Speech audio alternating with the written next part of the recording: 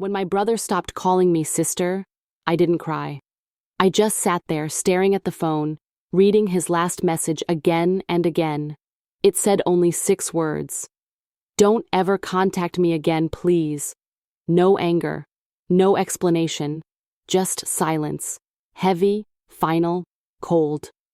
The rain outside made a soft rhythm against the window, the kind of rain that fills the air with old memories. I sat on the floor beside my bed, a photo album open in my lap. The first page had a picture of us.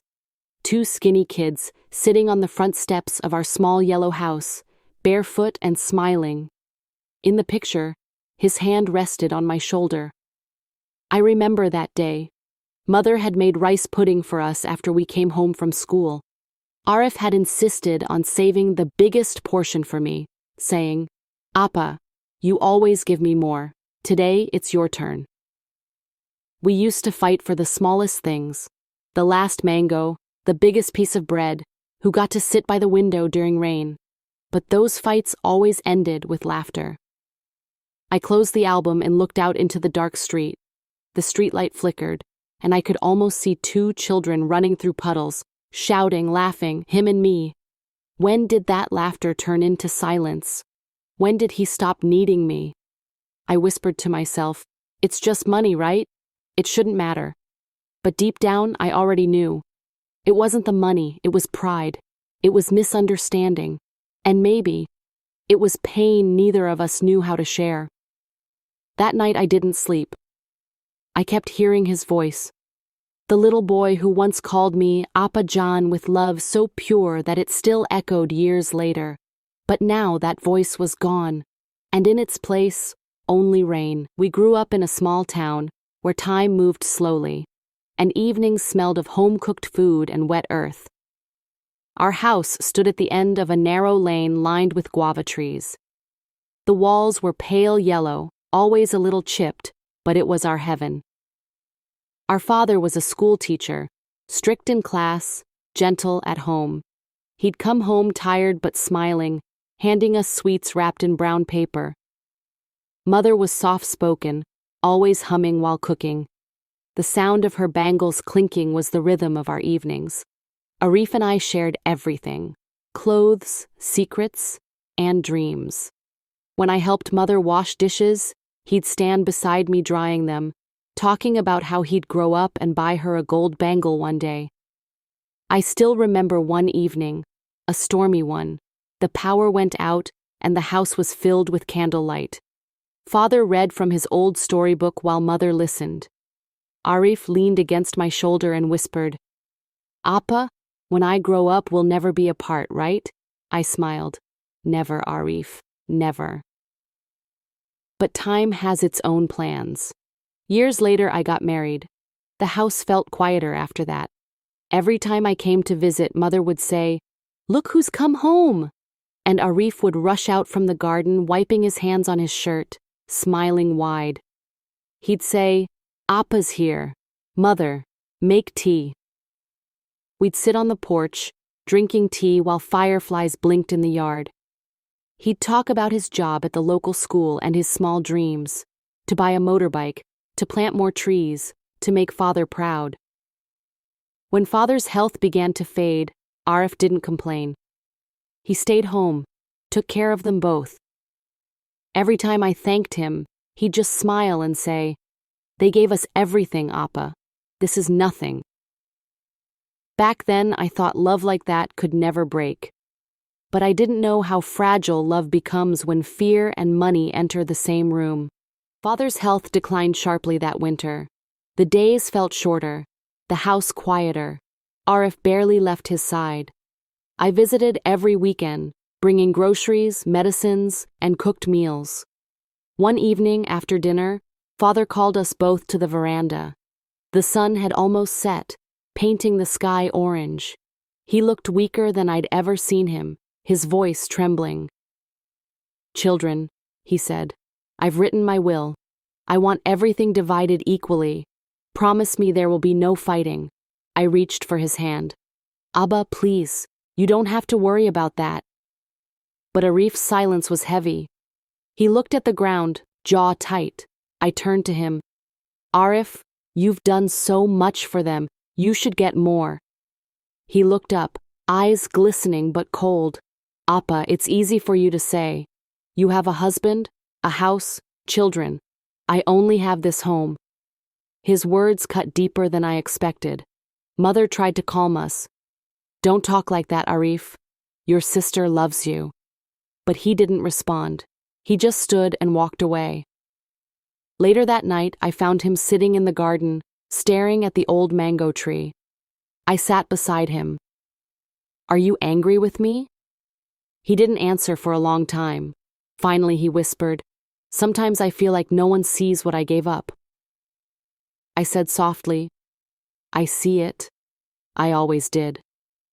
He smiled faintly, but it didn't reach his eyes. After Father died, we buried him under that same tree. Mother followed him a few months later. During the funeral, Arif barely spoke. When I tried to hold his hand, he moved it away. Then came the day the lawyer read the will. The office smelled of old paper and dust. The fan creaked above us. When the lawyer said, the property will be shared equally between the two. Arif didn't look at me. He just stood, nodded, and left. That was the last time he looked at me as his sister. I called him for days. Sometimes his phone rang endlessly, sometimes it was switched off. I left messages, short ones. Arif, I'm worried. Please talk to me. He never replied. One Sunday I went to see him. The sky was gray, heavy with rain. I walked up to our old gate, the same one Father built. It was locked. Through the window I saw shadows moving. I called out, Arif, it's me. Silence. Then after a pause, his wife's voice. He's not home.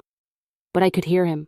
That slow sound of movement, the kind you recognize after a lifetime of living together. I stood there, holding a small box of sweets, rain soaking my shawl. No one came. When I turned to leave, I heard the door click softly shut. That sound, quiet, final, stayed with me for years. A week later, a neighbor told me Arif had sold the house. He told everyone I had signed away my share. I sat on my bed that night, the rain whispering outside. I opened our old childhood photo again, the one where I held his hand. Why, Arif? I whispered. Was it worth it? No answer came, only the sound of thunder. Relatives told me to forget it. Families fight over property, they said, but I couldn't forget. Because I hadn't lost money, I'd lost my brother. Years turned quietly into seasons. I watched my children grow. I watched my hair gray.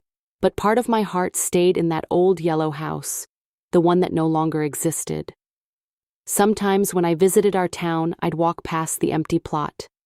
There was a new building there now, but if I closed my eyes, I could still hear our laughter. One evening, after nearly 15 years of silence, I received a message.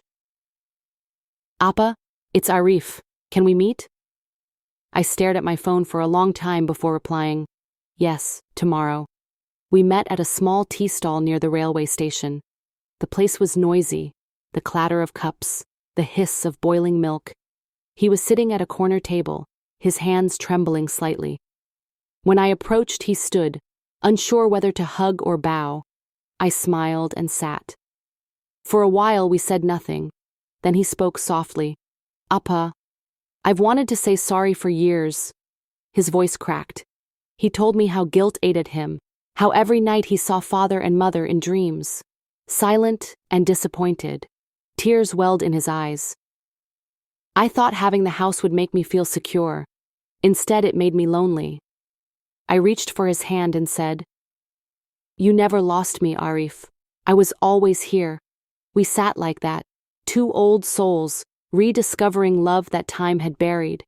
When we parted, he hugged me tightly, his voice breaking. I missed you, Appa. And I whispered, I missed you too, little brother.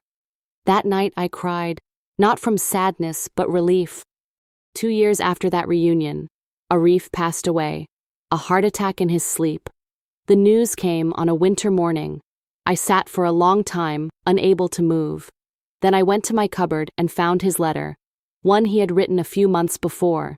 It read, "Appa, thank you for forgiving me. You were always better than me. I'm trying to make peace with myself now." I held the letter against my chest and cried quietly. At his funeral, the air was still. His wife stood silently, her eyes red. I placed flowers on his grave and whispered, "You'll always be my brother. Nothing can change that." The wind moved softly through the trees. It felt like his answer. Now, years later, I sometimes sit by my window on rainy evenings and imagine him sitting beside me. The same little boy who once said, "Appa, we'll never be apart." And I whisper back, "We never really were." Because forgiveness doesn't mean forgetting what happened. It means remembering with peace instead of pain. If life has taught me anything, it's this. Money fades, houses crumble, but love, real love, survives even silence. We come to this world empty-handed, and we leave the same way. All that remains is how deeply we loved. And I'll always love him. My brother, my Arif.